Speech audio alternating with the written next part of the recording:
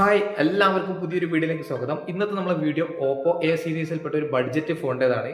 Oppo A സീരീസിൽ almost ഇതേപോലെ budget ഫോണുകളാണ് ഇറക്കാറ്. അപ്പോൾ ലാസ്റ്റ് നമ്മൾ റിവ്യൂ ചെയ്ത ഓൾമോസ്റ്റ് ഫോണും ഇതേപോലെ ബഡ്ജറ്റിൽ വരുന്നത് തന്നെ ആയിരുന്നു. കാണാൻ നല്ല ഭംഗിയുള്ളൊരു ഡിസൈനും അത്യാവശ്യം ഫീച്ചേഴ്സിലൊക്കെ വരുന്നൊരു ഫോണാണിത്. അപ്പോൾ ഒരു 15,000 മുതൽ 16,000 രൂപയുടെ ഉള്ളിലാണ് ഈ ഒരു ഫോണിൻ്റെ പ്രൈസ് വരുന്നത്. അപ്പോൾ അതിന് പറ്റിയൊരു ഫീച്ചേഴ്സും കാര്യങ്ങളൊക്കെ ഇതിലുണ്ടോ എന്നൊക്കെ നമുക്ക് നോക്കാം. ഓപ്പോ A77 എന്ന ഈ ഒരു മോഡലിന്റെ അൺബോക്സിംഗ് ആൻഡ് റിവ്യൂ വീഡിയോ ആണ് നമ്മൾ ഈ ഒരു വീഡിയോയിൽ കൂടി കാണാൻ പോകുന്നത്. അപ്പോൾ ഇതേ ഒരു സീരീസിൽ തന്നെ 5G ഫോണും വരുന്നുണ്ട്. അപ്പോൾ എത്തിയിട്ടില്ല, എത്തിക്കഴിഞ്ഞാൽ നമ്മൾ അതിന്റെ റിവ്യൂ ചെയ്യുന്നതാണ്. അപ്പോൾ വീഡിയോയിലേക്ക് പോകുന്നതിന് മുമ്പേ ചാനൽ ഇതുവരെ സബ്സ്ക്രൈബ് ചെയ്തില്ലെങ്കിൽ എത്രയും പെട്ടെന്ന് തന്നെ സബ്സ്ക്രൈബ് ചെയ്ത് സപ്പോർട്ട് ചെയ്യുക. അതുപോലെ വീഡിയോ ഇഷ്ടപ്പെട്ടുണ്ടെങ്കിൽ ലൈക്ക് ചെയ്യാനും മറക്കരുത്. അപ്പോൾ നമുക്ക് നേരെ വീഡിയോയിലേക്ക് പോകാം. അപ്പോൾ ഇതാണ് നമ്മളെ ഓപ്പോ A77 എന്ന മോഡലിന്റെ ബോക്സ്. ഓപ്പോയുടെ ഫോണുകളുടെ ബോക്സ് ഒക്കെ ഇതേ രീതിയിൽ തന്നെയാണ് വരുന്നത്. ഇതൊരു ഡെമോ ഫോണാണ്, അതുകൊണ്ട് തന്നെ നമ്മൾ ഓൾറെഡി ഓപ്പൺ ചെയ്ത് ഒരു ദിവസം യൂസ് ചെയ്തതിന് ശേഷമാണ് ഇതിന്റെ റിവ്യൂ ചെയ്യുന്നത്. അപ്പൊ എന്തായാലും നമുക്ക് ഈ ഒരു ബോക്സ് ഓപ്പൺ ചെയ്ത് ബാക്കിയുള്ള കാര്യങ്ങളൊക്കെ നോക്കാം. ബോക്സ് ഓപ്പൺ ചെയ്തപ്പോൾ തന്നെ കാണാം ചെറിയൊരു ബോക്സ് ഇതിനൊന്ന് കിട്ടിയിട്ടുണ്ട്. ഇതിൽ നമുക്ക് സിം എജക്റ്റിംഗ് ടൂള്, യൂസർ മാനുവല്, ഒരു TPU കേസ്, അത്യാവശ്യം ക്വാളിറ്റി ഉള്ള ഒരു കേസ് തന്നെയാണിത്. ഓപ്പോന്റെ ഒരു ബ്രാൻഡിങ് ഒക്കെ അവിടെ കൊടുത്തിട്ടുണ്ട്. കാണാനും അത്യാവശ്യം ലുക്കുള്ള ഒരു കേസ് തന്നെയാണ്. അടുത്തത് നമ്മുടെ ഫോണാണ്. ഇത് കൂടാതെ ബോക്സിൽ ഒരു fast charging adapter, Type-C charging cable. ഇതിൽ ഇയർഫോൺ വരുന്നില്ല. ഇനി ഇത് ഡെമോ ഫോൺ ആയതിന്റെ പേരിൽ ഇതിൽ ഇയർഫോൺ വരാത്തതാണോ എന്നറിയില്ല. ഇനിയിപ്പോൾ നിങ്ങൾ വാങ്ങുന്ന ഫോണിൽ ചിലപ്പോൾ ഇയർഫോൺ ഉണ്ടാകാൻ ചാൻസ് ഉണ്ട്. അപ്പം ഇതാണ് നമ്മളെ ഓപ്പോ A77 എന്ന മോഡല്.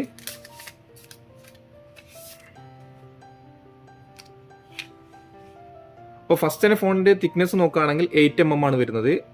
അതുപോലെ 190 ആണ് ഇതിൻ്റെ ഒരു ഭാരം വരുന്നത്. അത്ര സ്ലിമ്മും അല്ല അത്ര വലിയൊരു സൈസും അല്ലാത്തൊരു മോഡലിലാണ് വന്നിട്ടുള്ളത്. പിന്നെ നിങ്ങൾക്ക് ഇവിടെ കാണാം പവർ ബട്ടൺ ഇവിടെ വരുന്നത്. ഇതിന് മുകളിൽ തന്നെയാണ് ഫിംഗർ പ്രിന്റ് സെൻസറും. മുകളിലായിട്ട് ഒന്നും തന്നെ വരുന്നില്ല. ഇനി ലെഫ്റ്റ് സൈഡിലായിട്ട് വോളിയം വോക്കേഴ്സും സിം ട്രേ ഇവിടെ തന്നെയാണ് വരുന്നത്. ഈ സിം ട്രേ നമുക്കൊന്ന് ഓപ്പൺ ചെയ്ത് നോക്കാം. ഒരേ സമയത്ത് 2 സിം കാർഡ്, ഒരു മെമ്മറി കാർഡ് ഇടാൻ പറ്റുന്ന ഒരു ട്രേ കിട്ടുന്നുണ്ട്. ഇനി ഫോണിന്റെ താഴ്ഭാഗത്തായിട്ട് 3.5mm ഹെഡ്ഫോൺ ജാക്ക്, ഒരു main mike, Type-C charging port, speaker. ഇതൊരു സ്റ്റീരിയോ സ്പീക്കറാണ് വരുന്നത്. ഇനി ഫോണിന്റെ ബാക്ക് സൈഡ് നോക്കുകയാണെങ്കിൽ അത്യാവശ്യം കാണാനൊക്കെ ഭംഗിയുള്ള ഒരു ഡിസൈനിലാണ് ഈ ഫോൺ വന്നിട്ടുള്ളത്. ലൈറ്റ് ഒക്കെ തട്ടുന്ന സമയത്ത് നിങ്ങൾക്ക് കളറൊക്കെ ഇങ്ങനെ റിഫ്ലക്ട് ചെയ്യുന്നത് കാണാം.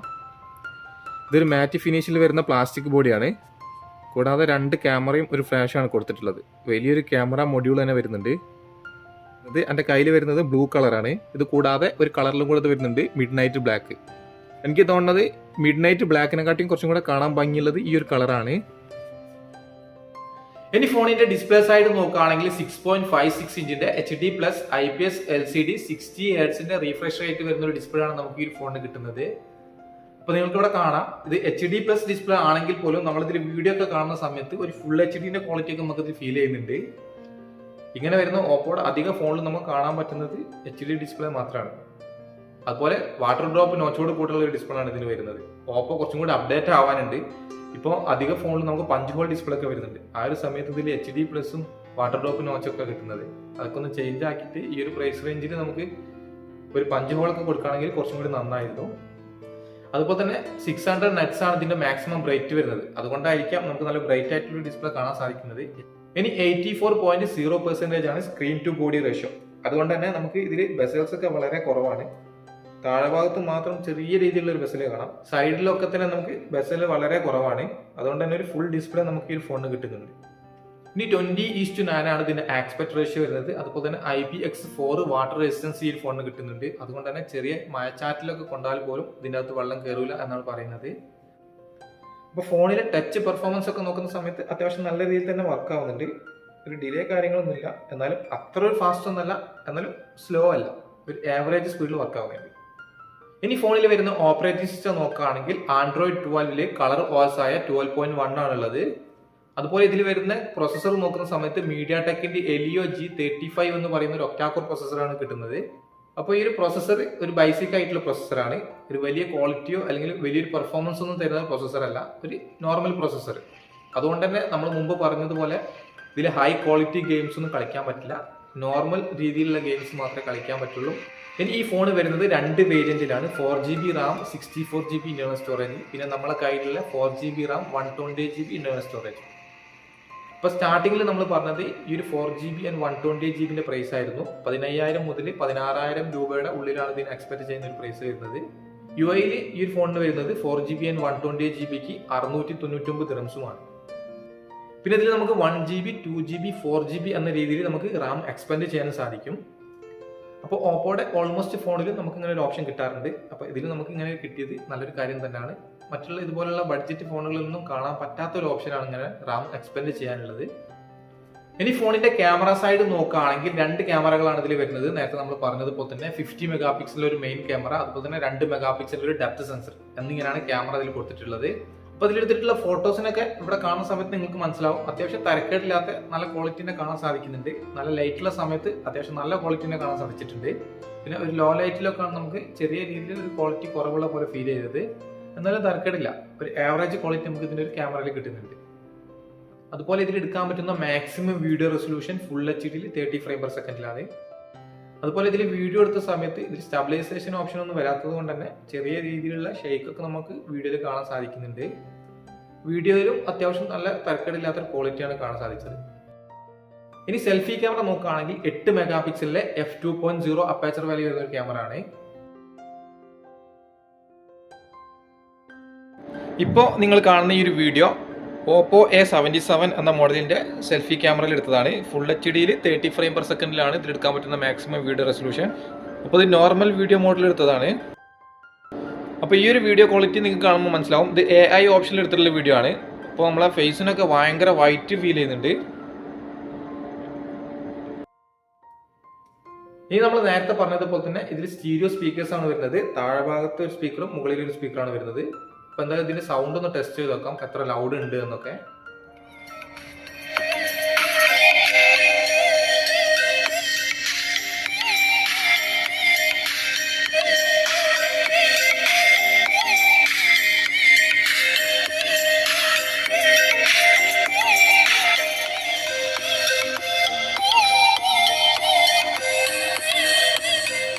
അത്യാവശ്യം നല്ല ലൗഡ് സൗണ്ട് നമുക്ക് ഈ ഒരു സ്പീക്കറിൽ നിന്ന് കിട്ടുന്നുണ്ട്.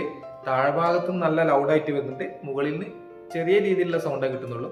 എന്നാലും അത്യാവശ്യം ലൗഡായിട്ടുള്ള ഒരു സൗണ്ട് നമുക്ക് ഇതിൽ നിന്ന് വരുന്നത്. ഇനി നമ്മൾ നേരത്തെ പറഞ്ഞതുപോലെ തന്നെ സൈഡ് മൗണ്ട് ഫിംഗർ പ്രിന്റ് സെൻസറാണ് വരുന്നത് പവർ ബട്ടന്റെ മുകളിൽ. കൂടാതെ ഫേസ് ലോക്കുമാണ് ഇതിൽ സെക്യൂരിറ്റി ലോക്കായിട്ട് വരുന്നത്. അപ്പോൾ നമുക്ക് ഫിംഗർ ഒന്ന് ടെസ്റ്റ് ചെയ്ത് നോക്കാം എത്ര സ്പീഡ് ഉണ്ടെന്ന്.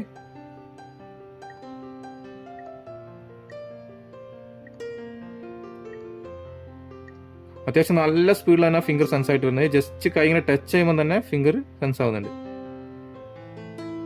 ഇനി നമുക്ക് ഫേസ് ലോക്ക് നോക്കി നോക്കാം എത്ര സ്പീഡ് ഉണ്ടെന്ന്.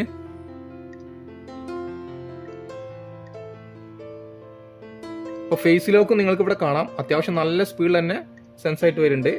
അപ്പോൾ ഫേസ് ലോക്ക് നോക്കുന്ന സമയത്തും ഫിംഗർ പ്രിന്റ് സെൻസർ നോക്കുന്ന സമയത്തും അത്യാവശ്യം നല്ല സ്പീഡിൽ തന്നെ രണ്ടും സെൻസ് ആയിട്ട് വരുന്നുണ്ട്. ഇനി ഫോണിൽ വരുന്ന കണക്ടിവിറ്റി നോക്കുകയാണെങ്കിൽ വൈഫൈയിൽ 2.4 5 GHz സപ്പോർട്ടാണ്. പിന്നെ ബ്ലൂടൂത്തിന്റെ വെർഷൻ വരുന്നത് 5.1 ആണ്. പിന്നെ സ്ക്രീൻ റെക്കോർഡിംഗ് കിട്ടുന്നുണ്ട്, സ്ക്രീൻ കാസ്റ്റിംഗ് കിട്ടുന്നുണ്ട്. ഇതിൽ പിന്നെ NFC സപ്പോർട്ട് അല്ല. പിന്നെ വോൾട്ടി കോളിംഗ് ഇതിൽ സപ്പോർട്ടാണ്. ഇനി ഫോണിൽ വരുന്നത് 5000 mAh ഒരു വലിയ ബാറ്ററി കപ്പാസിറ്റി തന്നെയാണ്. ഇത് ചാർജ് ചെയ്യാൻ വേണ്ടിയിട്ട് 33 വാട്ടിന്റെ ഒരു ഫാസ്റ്റ് ചാർജറും ബോക്സിന്റെ കൂടെ കിട്ടുന്നുണ്ട്. അപ്പോൾ ഈ 33 വാട്ടിന്റെ ചാർജർ ഉപയോഗിച്ച് ഒരു 5000 ബാറ്ററി ഫുൾ ആവണം എന്നുണ്ടെങ്കിൽ ഒരു 50 മിനിറ്റ് ഒക്കെ ഏകദേശം എടുക്കുന്നതാണ് ബാറ്ററി ഫുൾ ആവണം എന്നുണ്ടെങ്കിൽ. അപ്പോൾ ഈ ഫോണിന്റെ ടോട്ടൽ പെർഫോമൻസ് നോക്കുന്ന സമയത്ത് ഇതിൽ വരുന്ന എല്ലാ ഫീച്ചേഴ്സും നമുക്ക് ഒരു ആവറേജ് ക്വാളിറ്റി ഉള്ളതാണ് കിട്ടുന്നുള്ളൂ. നേരത്തെ നമ്മൾ പറഞ്ഞതുപോലെ തന്നെ ഒരു സാധാരണക്കാർക്ക് യൂസ് ചെയ്യാൻ പറ്റുന്ന ഒരു അടിപൊളി ഫോണാണ്. അപ്പോൾ ഇത്രയൊക്കെ ഫീച്ചേഴ്സ് വരുന്ന വേറെ ബ്രാൻഡിൽ ഫോണുകളൊക്കെ ഉണ്ട്. ആ ഒരു ഫോണൊക്കെ നമുക്ക് 11,000 മുതൽ 12,000 രൂപയുടെ ഉള്ളിലൊക്കെ കിട്ടുന്നുണ്ട്. ആ ഒരു സമയത്ത് ഇതിന്റെ പ്രൈസ് നോക്കുന്ന സമയത്ത് കുറച്ച് കൂടുതൽ തന്നെയാണ്. ഒരു 11,000 മുതൽ 13,000 ഉള്ളിൽ ഈ ഒരു ഫോണിന് പ്രൈസ് കൊടുക്കുകയാണെങ്കിൽ കുറച്ചും കൂടി നന്നായിരുന്നു. അപ്പോൾ എന്തായാലും നിങ്ങൾ അഭിപ്രായം കമന്റ് ആയിട്ട് അറിയിക്കാം. അപ്പോൾ ഇത്രേ ഉള്ളൂ നമ്മളെ ഈ ഒരു OPPO A77 എന്ന മോഡലിന്റെ അൺബോക്സിംഗ് ആൻഡ് റിവ്യൂ വീഡിയോ ഇഷ്ടപ്പെട്ടുണ്ടെങ്കിൽ ലൈക്ക് ചെയ്യാൻ മറക്കരുത്. അതുപോലെ ഇതുവരെ ചാനൽ സബ്സ്ക്രൈബ് ചെയ്യാത്തവർ എത്രയും പെട്ടെന്ന് തന്നെ സബ്സ്ക്രൈബ് ചെയ്ത് സപ്പോർട്ട് ചെയ്യാം. പുതിയൊരു വീഡിയോ ആയിട്ട് കാണുന്നവരെ ബൈ.